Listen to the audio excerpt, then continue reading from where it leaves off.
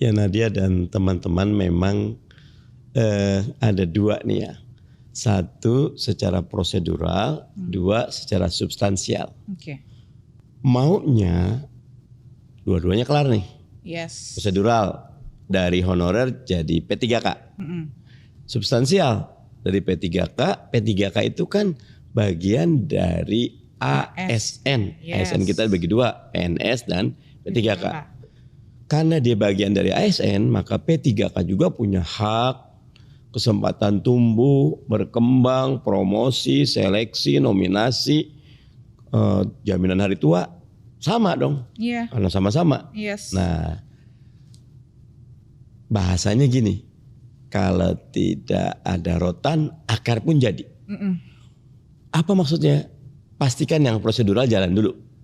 Oke. Sambil semua masuk gerbong jadi P3K resmi di Desember 2024. Baru habis itu kita akan paksa yang prosedural ini masuk ke yang substansial. P3K kan banyak tuh.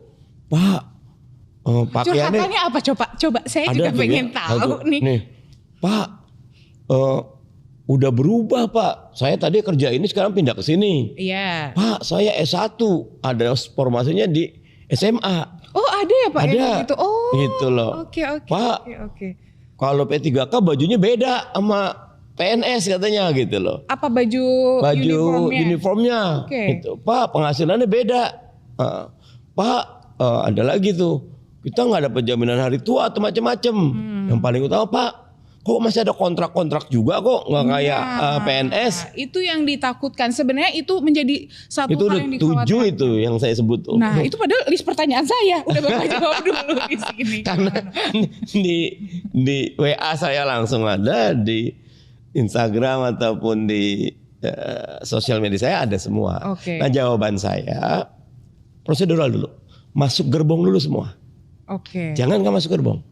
Berarti harus semuanya dengan adanya kesempatan ini dengan harus payung politik yang ada bahwa Desember, dia tadi bilang 2024 penataan honorer selesai.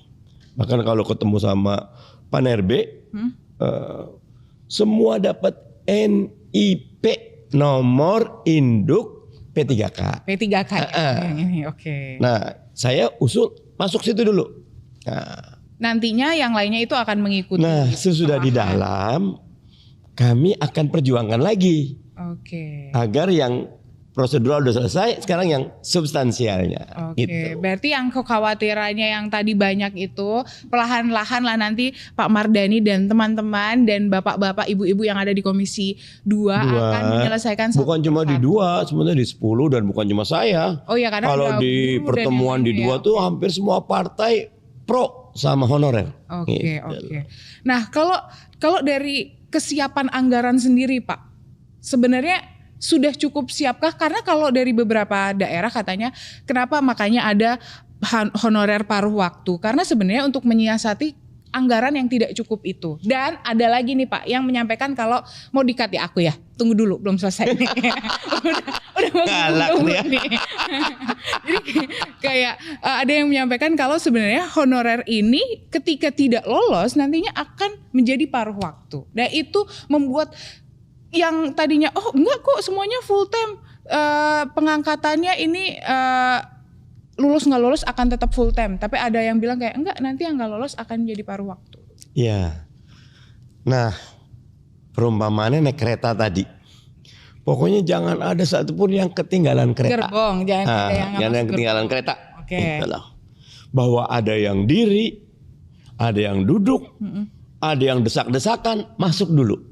Okay. Pas kereta jalan, baru kita tata ulang tuh. Kita kayak perlu kereta ulang, tambahan kereta. Kita kayaknya perlu pengaturan, gerbong ini kesedikitan, majuin, rapiin. Nah, karena undang-undang ASN yang baru, yang Oktober 2023 itu memudahkan quote and unquote pemecatan ASN yang tidak perform. Dulu namanya kalau udah jadi ASN, udah dah masuk surga udah istilahnya. Nggak bisa dipecat. Kebal ya kan? Kebal. Ada yang udah dipecat sama atasannya 20 tahun berikutnya masih tercatat sebagai ASN gitu loh. Nah kalau sekarang dimudahkan, bahasanya kalau Anda tidak perform, ya monggo keluar, dimudahkan. Terus ada penataan nih, ada talent, National Talent Pool, KP3K, kalau dia bagus bisa jadi dirjen. Oke. Bisa eselon 1. Berarti sebenarnya di P3K pun ada jenjang karir. Ada. Wajib disamakan Oke. selama merit sistemnya berlaku. Tapi kalau didetailkan anggaran, kita bahas segmen berikutnya ya. Karena ini panjang kali lebar. Oh itu, di segmen berikutnya atau episode selanjutnya? Ya, kalau ditanya segmen berikutnya saya jawab. Kalau episode berikutnya juga boleh. Oh oke. Tapi kalau dilihat lagi dengan adanya P3K ini Pak, sebenarnya ini PP-nya gimana? Karena kan sebenarnya dari mekanisme ini yang harusnya yang menjadi pertanyaan banyak masyarakat itu sebenarnya harusnya bisa terjawab dengan adanya PP. Tapi PP-nya belum kunjung ada. Pak, saya udah dikode Pak, harus break dulu. Siap. Ganggu ya Pak ya, nggak apa-apa lah. Nanti kita jawab di segmen selanjutnya. Tetap di Sudut Dengar Parlemen. Sudut Dengar Parlemen. Sudut Dengar Parlemen. Kembali lagi di Sudut Dengar Parlemen, masih sama Nadia Kanaya dan Pak Mardhani. Masih ngomongin soal honorer menjadi P3K yang hangat. Nah ya kan, harus bersemangat kalau ngomongin ini ya kan. Hajat hidup orang banyak ini. Gimana soal PP-nya ini? Kan harusnya sudah turun karena undang-undangnya sudah disahkan. Aturannya bulan September ya Pak, harusnya sudah maksimal turun. Tapi hingga detik ini belum ada kabar. Jadi PP itu ada beberapa komponen. Oke. Salah satunya harus menunggu persetujuan dari presiden. Apa saja pointernya dan siapa yang ditunjuk. Saya berbincang dengan Kementerian Pan-RB. Ini kenapa lama kan? Harusnya April. Kemarin sampai September kita last kali itu udah jadi draftnya. Draftnya sudah jadi. Kami sudah bahas sampai tanggal 20-an. Kita kan tinggal 30 selesai tuh periode lalu. Sampai tanggal 20 kita kejar 2 kali. Kita rapat sampai malam. Tapi belum kelar juga. Oke. Teman-teman Pan-RB sih pengen cepat selesai. Salah satu kenapa lambat karena tadi dia tidak cuma melibatkan Pan-RB. Ada banyak kementerian yang terlibat. Stakeholder lainnya. Stakeholders. Presiden juga memberi masukan. Yang dilakukan Pan-RB bagus. Mereka buat permen. Kalau nggak salah 48-49 permennya itu 2023. Yang menjadi payung. Agar Desember 2024 semua honorer selesai urusannya. Permennya udah ada. Kita udah cek aman. Makanya harusnya kemarin kan 26 September di kesepakatan kita. Tapi rupanya BKN, Pan-RB melihat beberapa hal. 1 Oktober baru dibuka pendaftaran. 20 Oktober udah ditutup. Sekarang udah mulai nih ada yang lolos-lolos nih udah ada nih. Udah ada yang udah lolos alhamdulillah. Ada juga yang baru diumumkan hari ini. Oke. Ada beberapa, itu tergantung dari ke instansi dan KL masing-masing. Nah jadi kalau buat saya paling baik ada PP-nya. Tapi kalau permen itu niatnya baik untuk proses ini jalan, nggak masalah buat saya. Tapi tetap harus ada PP-nya kan?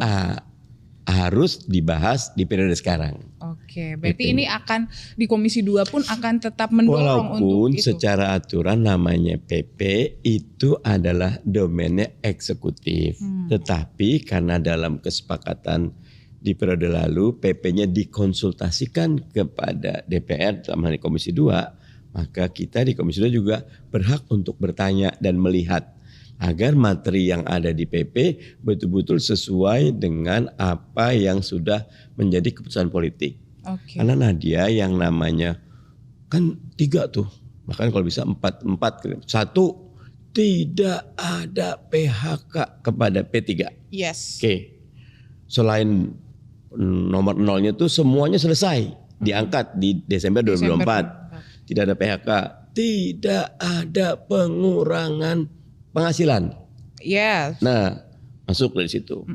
Yang terakhir tuh SD, SMP juga bisa jadi P3K. Yes. Nah, 4 ini keputusan politik. Itulah. Nah, kita pengen di PP itu 4 ini tidak boleh ada yang dianulir. Makanya kita Masuk di awal dalamnya. PP-nya tuh. Oke. PP-nya mudah-mudahan sih periode sekarang bisa cepat selesai.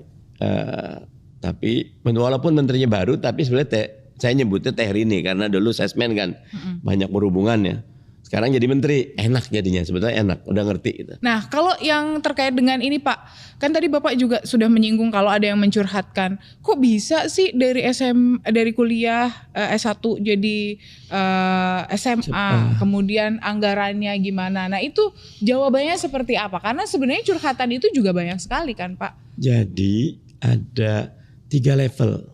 1, keputusan politik di tingkat pusat selesai dengan yang tadi itu. Desember selesai, tidak ada PHK, gaji tidak boleh turun, SD SMP boleh. Nah, di level berikutnya udah ada keputusan 1,7 juta honorer yang terdaftar di BKN semua harus masuk. Okay. Yang tadi itu Desember 2024. Yes. Dan 1,7 itu terbagi menjadi 2. 1 di institusi pusat, pemerintah pusat, 2 di institusi daerah. Institusi pusat secara umum hampir tidak banyak masalah. Karena anggarannya dari APBN. Yang masalah di institusi daerah. Betul. Karena rata-rata daerah itu masih takut merekrut. Katakan kalau kemarin saya tidak salah, kan 1,7 itu sekitar 500-an, kalau nanti dicek datanya, pusat 1,2-nya daerah. Nah, yang bawah ini ketika diminta mengajukan membuka formasi agar 1,7 juta itu terserap semuanya, yang diajukan cuma 60-70%-nya. Bahkan kalau beberapa ada yang kosong. Nah, Kementerian Pan-RB itu berkali-kali mendesak daerah segera masukkan formasi biar target 1,7 juta itu tercukupi, segera masuk gitu. Masuk. Tapi daerah punya 2. 1, anggarannya kalau dibebankan ke mereka nggak mampu. Yang kedua, mereka ada aturan di Undang-Undang Keuangan Pusat Daerah tuh belanja pegawai di Pemda itu dibatasi 30%. Siapa yang belanja pegawai di atas 30% akan kena penalti oleh Kementerian Keuangan. Kementerian Dalam Negeri juga akan nah kata mereka, gimana kita disuruh lari tapi kakinya diikat. Makanya dalam RDP terakhir saya bilang masalahnya harus ngundang Menteri Keuangan kemari, kalau perlu Bappenas kemari, kita bahas ini bareng-bareng. Karena nggak bisa selesai dengan di Pan-RB BKN Mitra Komisi 2 karena yang pegang talinya, ada di yang buka ke APBN-nya Kementerian Keuangan atau Kementerian Dalam Negeri. Katakan dalam rangka untuk melaksanakan keputusan politik 1,7 juta ASN diangkat semua, Kementerian Keuangan 3 tahun ini membolehkan belanja pegawai di angka 40-45%. Baru mereka berani narik gitu loh. Agak memperbanyak jumlahnya gitu. Nah, sekarang nih yang terakhir dari 1,7 yang masuk formasi cuma 1,2 yang dibuka formasi. 500.000 gak masuk formasi. Tapi kami lagi berjuang 500 ini masuk ke paruh waktu dulu. Biar semuanya keangkut di gerbong kita. Berarti penyelesaiannya terkait dengan ketakutan anggaran itu memang benar dengan paruh waktu ini. Benar. Ya? Nah, itu paruh waktu tuh sebenarnya gimana Pak sistemnya? Kalau bahasa sederhana sih yang saya tangkap, tidak ada yang berani memberikan penjelasan seperti apa sih paruh waktu. Saya tanya desek kalau. Terus kenapa dikeluarkan statement paruh waktu itu? Gini, kalau semuanya dipaksa penuh waktu, tidak ada kekuatan. Ada tadi itu dari 4 itu ada nomor 5 sebetulnya. Tidak mengganggu keuangan negara.